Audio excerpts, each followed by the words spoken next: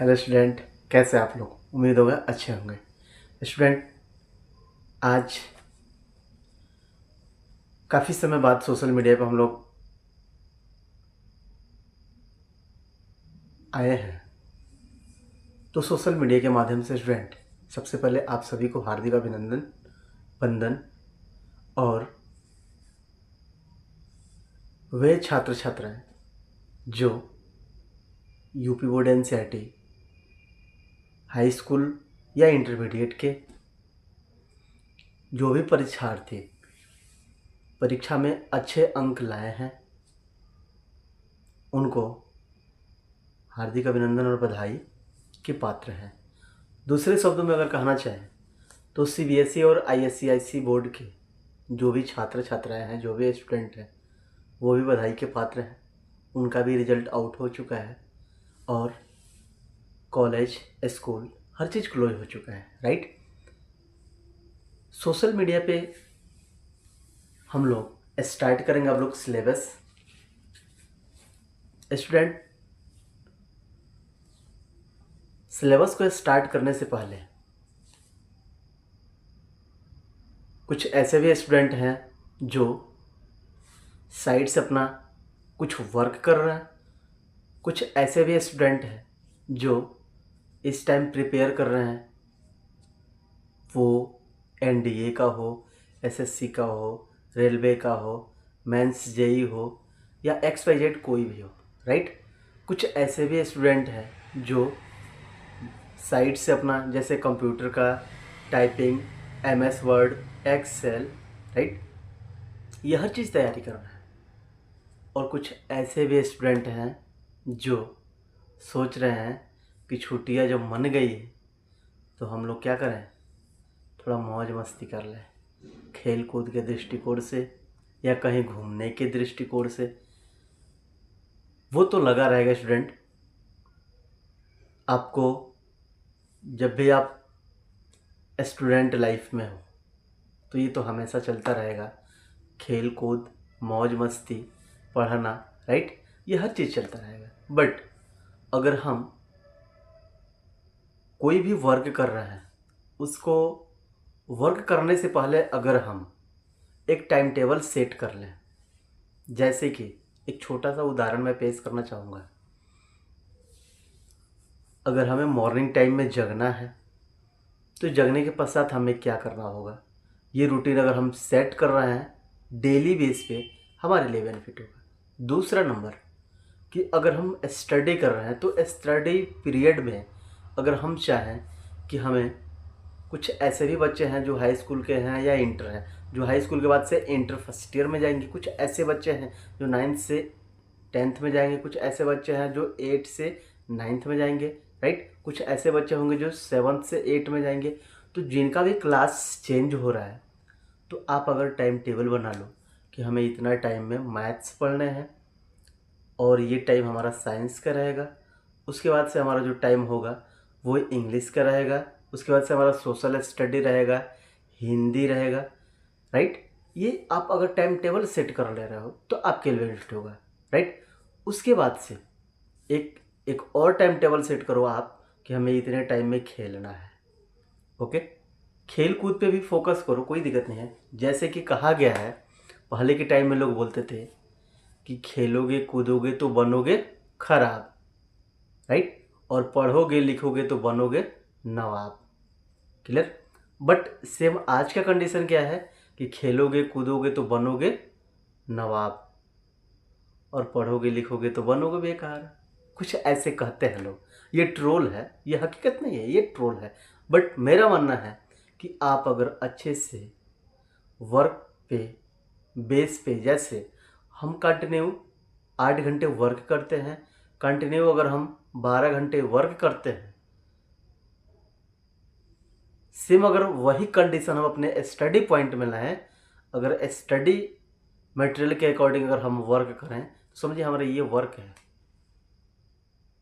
अगर हम 8 घंटा वर्क कर रहे हैं, कहीं दूसरे जगह अगर हम समय दे रहे हैं, समय को अपना मल्टीप्लाई कर रहे हैं, तो क्यों ना हम अपने स्टडी में, स्टडी मटेरियल के अकॉर्डिंग अगर हम अपने समय को मल्टीप्लाई करेंगे तो आने वाले फ्यूचर हमारे लिए सबसे बेस्ट होगा, राइट। जो भी स्टूडेंट हुए class 6, 7th, 8th, 9th, 10th, right, या 11th या 12th, ओके। आप अगर आपके घर अगर एक छोटा सा बच्चा है, उसको आप अच्छा राह दिखाओगे तो वो अच्छे राह पे चलेगा। जैसे अगर छोटे से बच्चे को आप बोलोगे गुड मॉर्निंग, तो वो एक दिन सुनेगा, दूसरे दिन सुनेगा, तीसरे दिन बोलेगा वो भी क्या, गुड मॉर्निंग, राइट। अगर आप बोल रहे हो गुड इवनिंग, तो वो भी सुनते सुनते दूसरे दिन, 3 दिन 4 दिन होते होते उसके बाद वो भी बोलेगा गुड इवनिंग या गुड मॉर्निंग या गुड आफ्टरनून या गुड नाइट, राइट। तो आप जैसा उसको माहौल में ढालोगे, आप जैसा माहौल उसको दोगे, वैसा माहौल आपके पास मिलेगा। सेम कंडीशन आप स्टडी मटेरियल के अकॉर्डिंग आप जैसा आप टाइम टेबल सेट करोगे, वैसा आपका फ्यूचर प्लान सही होगा। तो आइए, आई होप समय ज़्यादा न लेते हुए हम लोग आज स्टार्ट करेंगे। स्टूडेंट फोकस करेंगे जीव विज्ञान पे, राइट। तो सबसे पहले हम लोग जीव विज्ञान के हिस्ट्री पे जाना चाहेंगे। कुछ ऐसा भी मानना है कि मनुष्य एक ऐसा प्राणी है जो बहुत कुछ कर सकता है, पृथ्वी से लेके अंतरिक्ष तक, राइट। पृथ्वी से लेके अंतरिक्ष तक बहुत कुछ कर सकता है। और मनुष्य ही है जो बड़े बड़े मिसाइल्स को तैयार करता है। मनुष्य ही है जो अच्छे अच्छे कंप्यूटर्स, लैपटॉप के माध्यम से, आपके डेस्कटॉप के माध्यम से या मोबाइल के माध्यम से बहुत अच्छे अच्छे वर्क करते हैं, राइट। मनुष्य का ही देन है कि हम पहले के अपेक्षा आज के टाइम में एक दूसरे से फेस टू फेस बात करते हैं, राइट। वही अगर पहले की बात किया जाए, पास्ट की अगर बात करें, तो उस टाइम पे क्या था, राइटिंग। हम लोग एक लेटर लिखते थे तो वो कई दिन बाद दूसरे के पास पहुंचता था, राइट। और आज के टाइम में क्या है, मिनट भी नहीं लगता है, हम फेस टू फेस बात कर लेते हैं, कुछ वर्क कर लेते हैं। और आज के टाइम में मैं देख रहा हूँ ऐसा मॉडर्न टेक्नोलॉजी हो गया है कि कुछ ऐसे भी स्कूल और कॉलेज हैं जो होमवर्क भी क्या करते हैं, ग्रुप के माध्यम से। स्कूल है, कॉलेज है, तो वो ग्रुप बन गया है कि ये क्लास 6 का ग्रुप है, class 7, class 8, class 9, 10th, 11th, 12th, right. Boys का अलग, गर्ल्स का अलग, राइट। स्टूडेंट, और ये भी ग्रुप बन गया है कि जो भी स्टाफ है, स्टाफ मेंबर का अलग। आपको अगर होमवर्क देना है, बॉयज, गर्ल्स, क्लास कौन सा है, 6 या 7th, ओके। सब्जेक्ट कौन सा है, Hindi, English, science, SST, math, या हिंदी ग्रामर है, इंग्लिश ग्रामर, राइट, या कंप्यूटर्स या जीके, जो भी हो, XYZ। यह चीज़ होमवर्क भी मिल जाता है। और तो और ऐसे ऐसे ऐप आ गए हैं कि उस ऐप के माध्यम से आप ऑनलाइन आप स्टडी मटेरियल भी ले सकते हो, आप ऑनलाइन स्टडी भी कर सकते हो। और उस ऐप के माध्यम से आप क्या कर सकते हो, नोट्स की भी तैयारी कर सकते हो। पहले के टाइम में देखिए कैसा राइटिंग था और आज के टाइम में राइटिंग क्या है, ऐसा नहीं है, ये मैं नहीं मानता हूँ। कुछ ऐसे आज के टाइम में भी कुछ ऐसे बच्चे हैं जो क्या करते हैं, अच्छे हैंड राइटिंग से लिखते हैं, अच्छी राइटिंग है, मैं पुअर नहीं मानता हूँ, बट पहले की अपेक्षा थोड़ा कम हो गया है, राइट। तो सबसे पहले स्टूडेंट हम लोग बात करेंगे जीव विज्ञान, जिसको हम लोग बोलते हैं बायोलॉजी। क्या बोलते हैं स्टूडेंट, बायोलॉजी। अगर हम बात करना चाहें स्टूडेंट बायोलॉजी के बारे में, बायोलॉजी जिसको हम लोग बोलते हैं जीव विज्ञान, राइट। अगर आपसे पूछा जाए कि जीव विज्ञान किसे कहते हैं, राइट, सरल शब्दों में, तो अगर हम सरल शब्दों की अगर बात करना चाहें स्टूडेंट, तो जीव विज्ञान विज्ञान की वह शाखा जिसके अंतर्गत हम जीव जंतुओं का अध्ययन करते हैं। किसका, जीव जंतुओं का अध्ययन करते हैं, उसे क्या कहते हैं, जीव विज्ञान कहते हैं, राइट। ये एक सरल सी भाषा हो गया, एक सरल सा, ये क्या कह सकते हैं हम, जैसे कहा जाता है कि हमें 10 किलोमीटर दूर जाना है, राइट। तो कुछ लोग क्या करते हैं, कुछ लोग ये डायरेक्शन देते हैं कि आप डायरेक्ट राइट हो जाओ, राइट से लेफ्ट हो जाओ, राइट, बिल्कुल सीधा आपको जाना है। बट कुछ लोग क्या करते हैं, आपको ऐसे डायरेक्शन देंगे कि यहाँ से आपको 2 किलोमीटर आगे जाना है, वहाँ से लेफ़्ट लेना है, 500 मीटर जाओगे, फिर वहाँ से राइट लोगे, 1.5 किलोमीटर आगे जाना है, फिर वहाँ से लेफ़्ट लोगे 2 किलोमीटर, मतलब ऐसे घुमा के बताएंगे आपको। क्लियर? और वही कुछ ऐसे डायरेक्शन देंगे, क्या कहेंगे, आप राइट हो, बिल्कुल सीधे निकल जाओ, आगे जाके फिर लेफ़्ट हो जाना, फिर डायरेक्ट निकल जाना, आपको कोई दिक्कत नहीं है, राइट।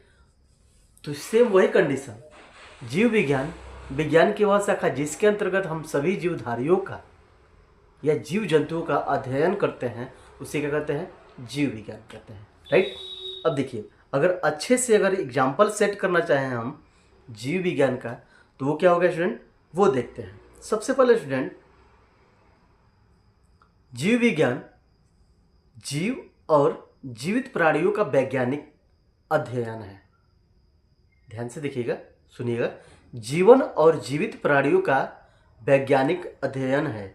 यह जीवन के सभी पहलुओं जैसे संरचना, कार्य, विकास, उत्पत्ति, वितरण और व्यवहार का अध्ययन करता है, उसे हम जीव विज्ञान कहते हैं, राइट।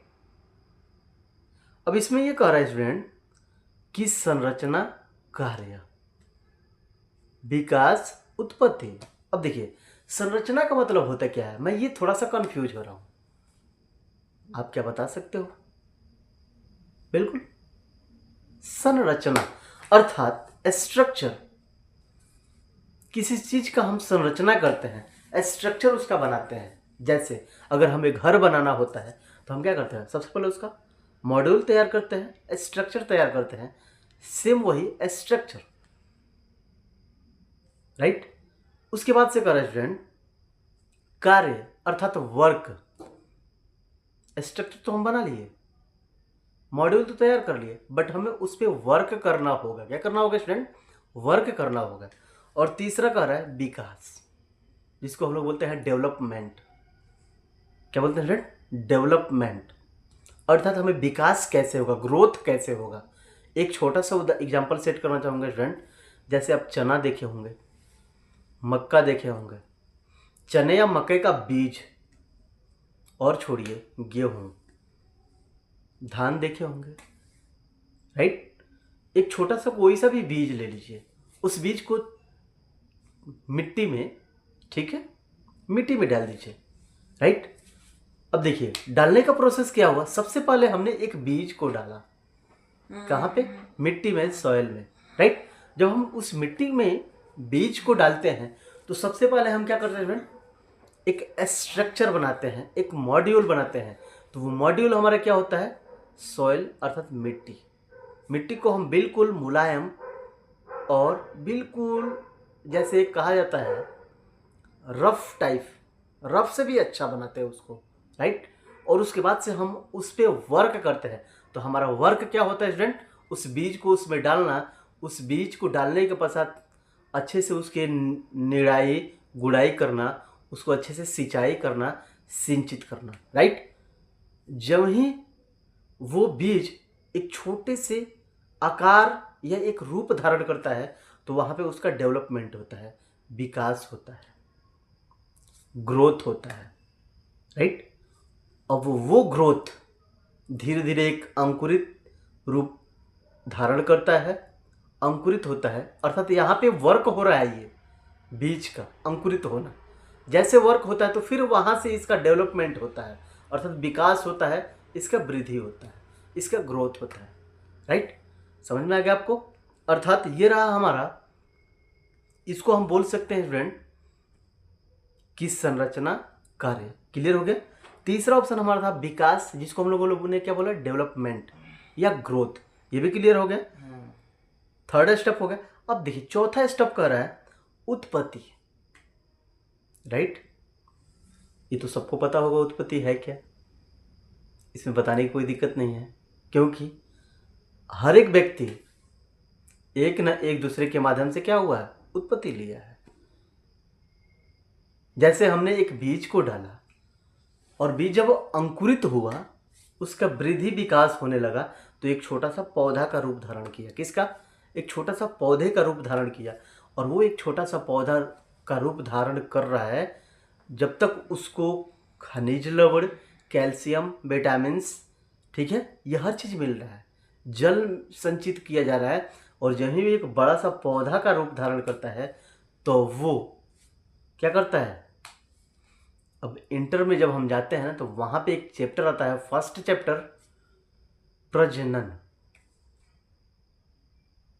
राइट, जिसको हम लोग बोलते हैं रिप्रोडक्शन सिस्टम। ठीक है स्टूडेंट, ये मेल एंड फीमेल दोनों पार्ट में होते हैं, पुरुष एवं स्त्री, राइट, नर एवं मादा दोनों प्रोसेस होते हैं। Clear friend? तो ये प्रोसेस जब एक पौधा धीरे धीरे बड़ा आकार लेता है, इसका वृद्धि और विकास जब बड़ा होता है तो एक वृक्ष का रूप धारण करता है, राइट। जब वृक्ष का रूप धारण करता है तो इसमें प्रोसेस होते हैं पुंकेसर और स्त्री पुंकेसर। क्लियर? ये दो प्रोसेस होते हैं जो हम अभी इससे पहले बात किए थे, रिप्रोडक्शन सिस्टम। क्लियर? ये रिप्रोडक्शन सिस्टम इस पे लागू होता है। जैसे एक मक्के का बीज, आप देखे होंगे, जब मक्के का बीज को हम लोग मिट्टी में डालते हैं तो एक छोटा सा अंकुरित का रूप धारण करता है। जो ही वो अंकुरित जब होता है तो एक छोटा सा पौधा का रूप धारण करता है, और वो पौधा एक बड़ा सा वृक्ष का रूप धारण करता है। और जब वृक्ष, उसकी जो पत्तियां होती है ना, उसकी जो तना होती है, तना से और पत्ती के बीच में एक छोटा सा गैप होता है। ध्यान से देखिएगा, एक छोटा सा गैप होता है, और वही जब बड़ा होता है तो वहाँ उसका जो बीज होते हैं ना अंकुरित, वो भाग हवा के झोंकों के माध्यम से उसमें गिरता है। कहाँ पे? पत्तियों और टहनियों के बीच में। अर्थात ये जो इसकी शाखाएं हैं, ब्रांच हैं, इसकी ब्रांच काफ़ी ज़्यादा बढ़ जाती हैं। और जब वृक्ष की ब्रांच काफ़ी ज़्यादा बढ़ जाती हैं तो उस पीरियड में अलग अलग उसकी संरचनाएं होती हैं, और वहाँ पे एक बीज से काफ़ी ज़्यादा बीज अंकुरित होते हैं। ठीक है, तो ये रहा हमारा उत्पत्ति। ओके स्टूडेंट, हमने क्या समझा? सबसे पहले संरचना, दूसरा नंबर कार्य, तीसरा नंबर विकास, और चौथा हमने क्या सीखा? उत्पत्ति, राइट। अब उसके बाद से स्टूडेंट है वितरण और व्यवहार। क्लियर? वितरण और व्यवहार, व्यवहार, हमारा व्यवहार कैसा है? क्लियर? अब आप कहोगे एक पौधे का व्यवहार क्या निरूपित किया जा सकता है, राइट, बट निरूपित किया जा सकता है पौधे का भी। आप जब बॉटनी में जब जाओगे, अर्थात आप इंटर पे जाओगे, इंटर में, राइट, इंटर में जाओगे तो वहाँ पे साइंस का पार्ट अलग हो जाते हैं। आपका पार्ट तो यहाँ पे हाई स्कूल में सिर्फ एक ही साइंस होता है ना, बट उसको हम लोग कहाँ कहाँ पढ़ाते हैं साइंस में? Physics, chemistry and biology, right. तो फिजिक्स हमारा अलग हो जाता है, केमिस्ट्री अलग हो जाता है, और बायोलॉजी अलग होता है, राइट। सेम प्रोसेस वही। अब हम इसको 3 पार्ट में पढ़ते हैं साइंस को, फिजिक्स, केमिस्ट्री एंड बायोलॉजी। सिर्फ पार्ट पढ़ते हैं, भाग पढ़ते हैं। वहीं इंटर में हम जाते हैं तो एक बुक का रूप धारण कर लेता है। वो होता है फिजिक्स का अलग बुक होता है, केमिस्ट्री का अलग बुक होता है, और बायोलॉजी का अलग बुक होता है, राइट। अब देखिए, जब हम इंटर में बायोलॉजी का बुक अलग पढ़ते हैं तो उसमें भी ब्रांच हो जाते हैं, और उसमें ब्रांच होते हैं zoology and botany, right, zoology and botany.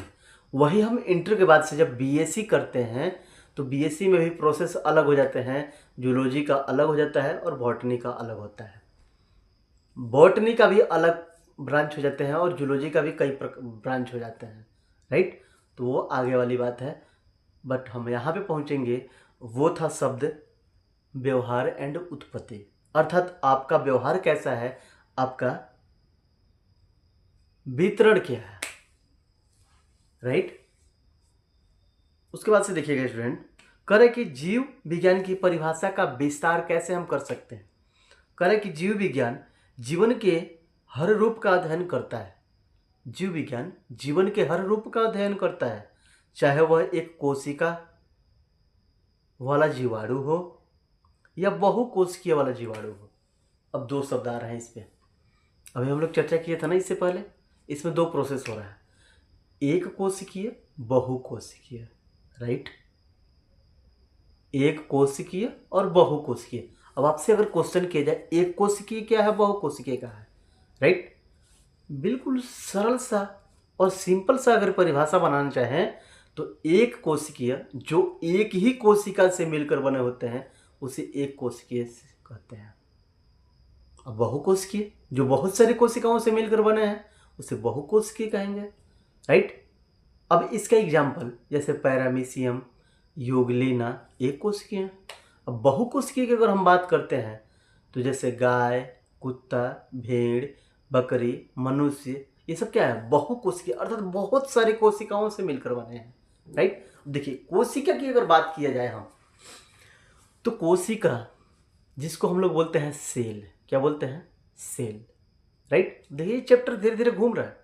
हमने स्टार्ट किया जीव विज्ञान से, जीव विज्ञान की परिभाषा हो गया। अब हम जीव विज्ञान के ब्रांच के बारे में भी बात नहीं कर रहे हैं। मुख्य रूप से अगर जीव विज्ञान की ब्रांच की बात कर रहे हैं तो जूलॉजी एंड बॉटनी, बट अगर उसकी भी शाखाएं अगर हम करना चाहें तो वो भी ज़्यादा विस्तृत हो जाएगा, बिल्कुल लॉन्ग हो जाएगा, राइट। अब हमने क्या बात किया, एक कोशिकीय और बहुकोशिकीय। अब इसमें थोड़ा सा संक्षिप्त में पढ़ लेते हैं, राइट। एक कोशिकीय और बहुकोशिकीय, एक कोशिका से मिलकर बनने वाले को एक कोशिकीय कहते हैं। बहुकोशिकीय अर्थात बहुत सारी कोशिकाओं से जो मिलकर बने उसे क्या कहते हैं, बहुकोशिकीय।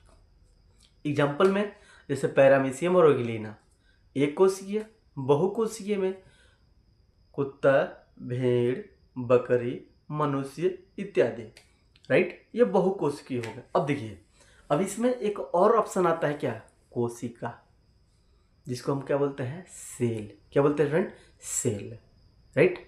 अब आपसे मैं पूछना चाहूँगा, बहुत से ऐसे स्टूडेंट होंगे जो क्लास 9th में पढ़े होंगे, कोशिका किसे कहते हैं, पढ़े होंगे ना। 9th वाले बच्चे अब 10th में गए, 10th वाले बच्चे 11th में गए, उसके बाद से वो क्या गए, 12th में गए, अर्थात इंटरमीडिएट लास्ट क्वालिफाई में जब गए तो वहाँ पे मिल गया क्या, कोशिका, राइट। जंतु कोशिका, पादप कोशिका का सचित्र वर्णन कीजिए, समझ में आ रहा है।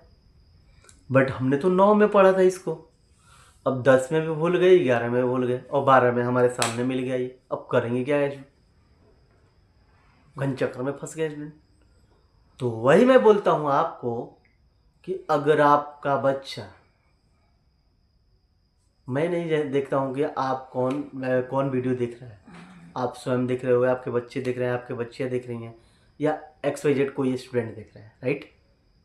मतलब मेरे बात कहने का मतलब ये रहा कि अगर कोई बच्चा अगर देख रहा है, स्टूडेंट अगर कोई देख रहा है, तो आप क्लास 9th में अगर हो तो अच्छे से स्टडी कर लो। अगर आपका बच्चा क्लास 6 में है या क्लास 5 में है तो मैं ये सोचता हूँ, मैं उसको ये एडवाइस दूंगा कि आपके बच्चे का फ्यूचर ऐसा होना चाहिए कि वो जब क्लास 9th तक आए या क्लास 10th तक आए तो उसको ज़्यादा स्ट्रगल ना करना पड़े। बात समझ में आए, क्योंकि क्लास 5 का जो साइंस है, क्लास 6 का जो साइंस है, क्लास 7th का साइंस है, क्लास 8 का साइंस है, सेम क्लास 5 से लेके क्लास 8 तक का जो साइंस है, सेम उसी का निचोड़ आपको 9th में मिलेगा। और जो हम 9th तक पढ़े रहते हैं साइंस, वही साइंस हमें 10th में मिलता है, और जो हम 10th में पढ़ते हैं वही साइंस हमारा 12th में मिलता है, इंटरमीडिएट फर्स्ट ईयर हो या इंटरमीडिएट सेकेंड ईयर हो। बट हम साइंस क्लास 5 में एक ही साइंस पढ़ते हैं, क्लास 6 में भी एक ही साइंस पढ़ते हैं, क्लास 7th में भी एक ही साइंस पढ़ते हैं, एक ही बुक, और क्लास 8 में भी एक ही बुक, क्लास 9th और 10th में भी एक ही साइंस पढ़ते हैं, राइट। बट क्लास 5 से लेके क्लास 9th तक, क्लास 8 तक साइंस हमारा एक ही बुक रहता है, उसमें ब्रांच भी अलग अलग नहीं होते हैं, राइट। और स्टूडेंट को भी ये भी नहीं बताया जाता है कि हमारा जो चैप्टर 1 से लेके चैप्टर 5 तक फिजिक्स है, चैप्टर 5 से लेके चैप्टर 9 तक केमिस्ट्री है, और चैप्टर 9 से लेके चैप्टर 14 तक या 15 तक बायोलॉजी है, ये भी नहीं बताया जाता है। तो जब बच्चे को हम स्टार्टिंग लेवल पे ये नहीं बताएंगे कि आपको कैसे स्टैंड होना है, तो वो बच्चा जब आगे बढ़ जाएगा उस टाइम हम कहेंगे कि बच्चा आपको ऐसे स्टैंड होना है, तो क्या करेगा वो? टाइम लेगा ना, टाइम लेगा कि नहीं? बिल्कुल टाइम लेगा। तो मेरा मानना है कि जब बच्चा आपका अभी, जैसे अपने देहात में या भोजपुरी में लोग क्या कहते हैं, अभी बच्चा बिल्कुल माँ होके चल रहा है, तो ऐसा उसको ऐसा कीजिए ना कि वो उसी टाइम से धीरे धीरे स्टैंड हो जाए। अर्थात मेरे कहने का मतलब ये हुआ कि आपका बच्चा अगर क्लास 5 में है तो उसको ऐसा कीजिए कि वहीं से धीरे धीरे वो स्टैंड लेना शुरू हो जाए। आप कहानी सुने होंगे या कहावत सुने होंगे कि कोई बंदा एक सिर्फ उंगली पकड़ता है और पकड़ते पकड़ते पकड़ते पकड़ते ये पूरा पकड़ लेता है, कलाई पकड़ता है ना। तो सेम प्रोसेस वैसे ही, आप अगर एक बच्चे को सिर्फ उंगली अगर पकड़ा रहे हो तो ऐसा करो, आपका बच्चा अगर क्लास 5 में है या 6 में है तो उसी टाइम से उसको धीरे धीरे स्टैंड करना सिखा दो। और जब हम उसी टाइम में बच्चे को नहीं स्टैंड करते हैं तो वही बच्चा जब क्लास 9th और 10th में जाता है तो पता चलता है कि उसके ही पेरेंट्स 2-3 जगह ट्यूशन पकड़ा लेते हैं। क्यों? कि हमारा बच्चा बिल्कुल अच्छा सा तैयारी कर ले। जब बच्चा 2-3 जगह ट्यूशन पकड़ता है, उसके बाद से लास्ट में घर पे भी टीचर आते हैं, पढ़ाते हैं, उसके पेरेंट्स भी पढ़ाते हैं, तब बच्चे को ये समझ में आता है क्या कि ओ ये तो मैंने क्लास 5th में पढ़ा था, ओ यार सॉरी ये तो मैं क्लास 6 में देखा था यार, था ओ यार गलती कर दिया मैं। काश, अब वहाँ पे ये शब्द क्या आता है? काश। बात समझ में आ रहा है? वो शब्द आता है कि काश मैं पहले कर लेता, काश मैं ये कर लेता, काश मैं वो कर लेता। ओके, चलिए वो बात की बात है। अब आगे हम बढ़ते हैं। हम लोगों ने बात की है एक कोशिकीय और बहुकोशिकीय, राइट। एक कोशिकीय में स्टूडेंट जो एक ही कोशिका से मिलकर बना होता है। दूसरा ऑप्शन था बहुकोशिकीय, जो बहुत सारी कोशिकाओं से मिलकर बने होता है। इसमें एग्जाम्पल भी मैं बताया था आपको, राइट। उसके बाद से स्टूडेंट सबसे पहले अगर बात किया जाए तो एक कोशिकीय और बहुकोशिकीय, उसके बाद से उसमें शब्द आते हैं कोशिका।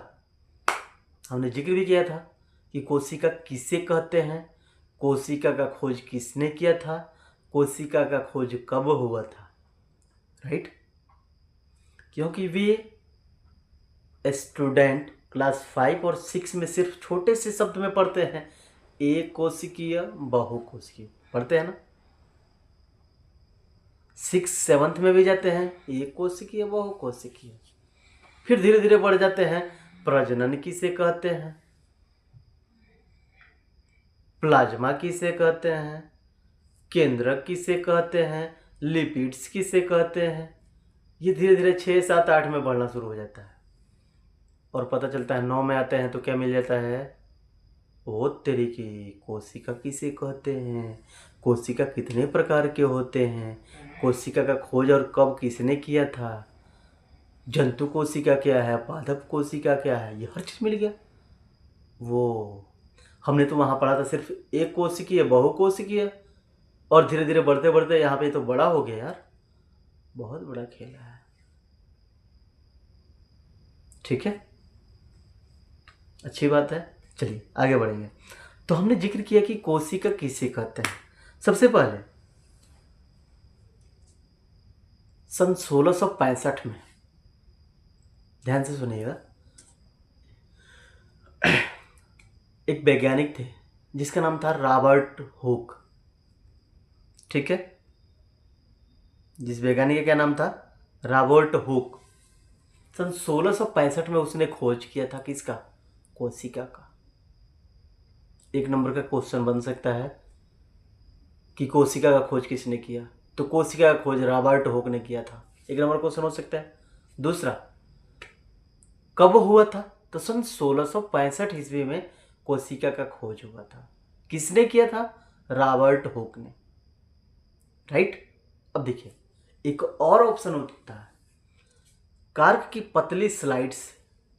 कार्क देखा है ना, कार्क? अच्छा, कार्क नहीं देखे होंगे, मैं आपको बताना चाहूंगा। वृक्ष देखे होंगे, वृक्ष, पेड़, ठीक है। एक जब पेड़ की जो ब्रांच होती हैं, ब्रांच, उसकी शाखाएं, ठीक है, जिसको हम लोग क्या बोलते हैं? डाली बोलते हैं ना। देखिएगा, कुछ ऐसे भी वृक्ष होंगे उसके आसपास में, ब्रांच के आसपास में, उसकी सराउंडिंग, उसके आसपास में, ब्रांच के आसपास में, उसके टहनियों के आसपास में बिल्कुल गोलाकार आकार का होगा, छोटा छोटा। बड़ा भी हो सकता है, छोटा भी हो सकता है, राइट। साइज छोटा भी, बड़ा भी, उससे भी बड़ा, उससे भी बड़ा, उससे भी बड़ा, उससे भी बड़ा, उससे भी बड़ा। क्लियर? वो डिपेंड करता है एक वृक्ष के ऊपर, राइट। एक पौधे के ऊपर भी डिपेंड करता है। अगर पौधा छोटा होगा तो उसकी जो काट होगी बिल्कुल छोटा होगा। अब आप कहोगे छोटा है तो छोटा ही होगा, ऐसा कुछ नहीं है। अब वो उसके ऊपर डिपेंड करता है। जैसे अगर मैं कहूँ कि आप 1 कुंटल का वेट ले लो, ले पाओगे?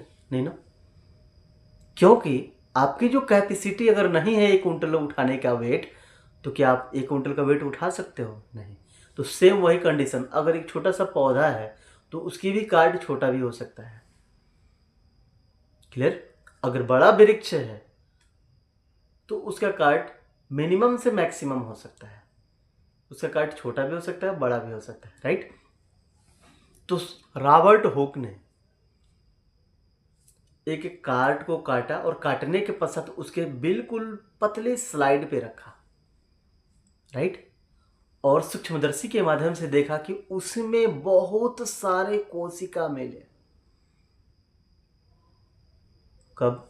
सन 1665 में। कब स्टूडेंट? सन 1665 में, राइट। कोशिका, जिसको हम बोलते हैं सेल, की खोज सन 1665 रॉबर्ट हुक ने की थी। उन्होंने कार्क की पतली काट के सूक्ष्मदर्शी के अध्ययन से या सूक्ष्मदर्शी के माध्यम से, राइट। मधुमक्खी देखे हैं? मधुमक्खी सेम मधुमक्खी के छाते के आकार का होता है। अब समझ में आ गया? चलिए आगे बढ़ते हैं। मधुमक्खी के छत्ते जैसी संरचना देखी। किस पे? उस स्लाइड पे सूक्ष्मदर्शी के माध्यम से देखा। बिल्कुल मधुमक्खी के छत्ते के आकार का उसकी संरचना था। कार्क को, जब कार्क को उसने पतले स्लाइड पर रखा तो सूक्ष्मदर्शी के माध्यम से देखा कि मधुमक्खी के छत्ते के आकार का उसका आकार है, राइट। जब देखा तो उसका उन्होंने नाम क्या रखा? कोशिका सेल। क्या नाम रखा? सेल या कोशिका, राइट। आगे कह रहा है कि रॉबर्ट हुक ने सन 1665 में एक साधारण सूक्ष्मदर्शी से कार्क की पतली काट का अध्ययन किया। उन्हें मधुमक्खी के छत्ते जैसी संरचना दिखाई दी, जिनमें छोटे छोटे डिब्बे थे। डिब्बे समझ आना, छोटे छोटे, बिल्कुल छोटा छोटा। जब मधुमक्खी के आकार का, छत्ते का आकार का है, तो उसमें देखे होंगे मधुमक्खी के आकार जो होता है छत्ते का, उसमें बिल्कुल छोटा छोटा बारीक बारीक जैसे डब्बे टाइप में होता है, ठीक है। आगे बढ़ते हैं। हुक ने इन डिब्बों को कोशिका अर्थात सेल नाम दिया, जो एक लैटिन शब्द है जिनका अर्थ है छोटा कमरा। क्लियर? अर्थात हुक ने इन डिब्बों को जब सेल कहा, कोशिका कहा, नाम दिया, तो इनका लैटिन शब्द रखा। क्या लैटिन शब्द उनका था? छोटा कमरा। क्लियर? जैसे मधुमक्खी का जब छोटा आकार होता है ना, उसका छत्ता, तो उसमें बिल्कुल छोटे छोटे छोटे छोटे अलग अलग पार्ट होते हैं। क्लियर? जैसे हम एक कोई घर जब बनाते हैं, तो उसमें हम कमरा सेट करते हैं, राइट। डाइनिंग टेबल वाला या किचन का या वो बेडरूम, ठीक है, ये हर चीज़ रहता है ना। तो सेम वैसे ही जब हम एक घर को सेट करते हैं तो उसमें भी छोटा छोटा कमरा होता है। सेम वैसे ही एक मधुमक्खी के छत्ते का जो आकार होता है उसमें भी उसने क्या लैटिन नाम रखा, छोटा कमरा। क्लियर? कब किया था? सन 1665 में। किसने किया था? रॉबर्ट हुक ने। क्लियर? रॉबर्ट हुक द्वारा देखी गई संरचनाएं वास्तव में मृत पादप कोशिका थी। अब ये जो कोशिका देखा गया था ना, ये बिल्कुल क्या था? मृत पादप कोशिका। और ये कोशिका भित्ति क्या था? डेड, मृत। ठीक है। उसके बाद से कह रहा है कि एक और वैज्ञानिक एंटोनी वान ल्यूवेनहाक, एंटोनी वान ल्यूवेनहाक ने सन 1674 में, कब है स्टूडेंट? एंटोनी वान ल्यूवेनहाक ने सन 1674 ईस्वी में जीवित कोशिका का सर्वप्रथम अध्ययन किया। दो क्वेश्चन बनते हैं कि रॉबर्ट हुक सन 1665 में जो खोज किए थे, कर्क की पतली स्लाइड पर सूक्ष्मदर्शी के माध्यम से देखा तो उसमें उसका लैटिन नाम रखा था कोशिका का छोटा कमरा, राइट। और वो कोशिका कैसा था? मृत कोशिका। और सन 1674 में, अब देखिए 65 में उसने किया और 74 में इसने किया। कौन? एंटोनी वान ल्यूवेनहाक ने।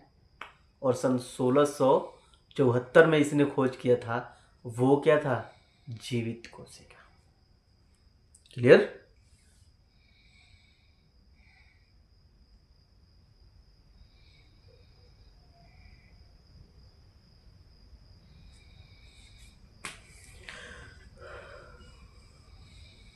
आगे बढ़ा जाए इसमें। अब देखिए एक और शब्द इसमें आता है स्टूडेंट कि रॉबर्ट ब्राउन 1831 में कोशिका में नाभिक की खोज किया था। किसने? रॉबर्ट ब्राउन ने सन 1831 में कोशिका में नाभिक की खोज की थी। और नाभिक यूकैरियोटिक कोशिकाओं में स्थित होता है। अब दो शब्द आते हैं, जब आप 9th में जाओगे ना तो वहाँ पे मिलेगा प्रोकैरियोटिक और यूकैरियोटिक कोशिकाएं, जंतु कोशिकाएं एंड पादप कोशिकाएं, प्रोकैरियोटिक कोशिकाएं एंड यूकैरियोटिक कोशिकाएं, राइट। वही कह रहा है कि नाभिक में यूकैरियोटिक कोशिकाओं में स्थित होता है, राइट। यह एक दोहरी झिल्ली होती है, ठीक है। यह एक दोहरी झिल्ली होती है जो मुख्य रूप से प्रोटोप्लाज्मिक, जो झिल्ली होता है प्रोटोप्लाज्मिक शरीर को ढकती है, जिसमें आनुवांशिक जानकारी होती है। इसको हम लोग क्या बोलते हैं? DNA, right. रॉबर्ट ब्राउन ने साबित किया कि नाभिक मुख्य रूप से आनुवांशिक जानकारी का भंडार है, अर्थात उस नाभिक में जो आनुवांशिक होते हैं वो एक बहुत बड़े भंडार हैं, ठीक है। और किसका भंडार है? उस आनुवांशिक जानकारी का जो हम निचोड़ निकालते हैं, किससे? यूकैरियोटिक कोशिकाओं में। और उसका जो दोहरी झिल्ली होती है वो झिल्ली किसका बना होता है? प्रोटोप्लाज्मिक। किसका बना होता है? प्रोटोप्लाज्मिक का बना होता है। और एक बिल्कुल एक शरीर की तरह वो ढका रहता है, कवर्ड रहता है, राइट। तो आई होप ये वीडियो बिल्कुल लंबा हो जाएगा। इसके नेक्स्ट वीडियो में हम लोग मिलेंगे स्टूडेंट, और विस्तृत जानकारी करेंगे और विस्तृत बात करेंगे बायोलॉजी के बारे में। और बायोलॉजी यहाँ से हम लोग स्टार्ट कर रहे हैं। अभी 1-2 दिन बिल्कुल थोड़ा हट के चलेंगे, उसके बाद से हम लोग सिलेबस स्टार्ट करेंगे।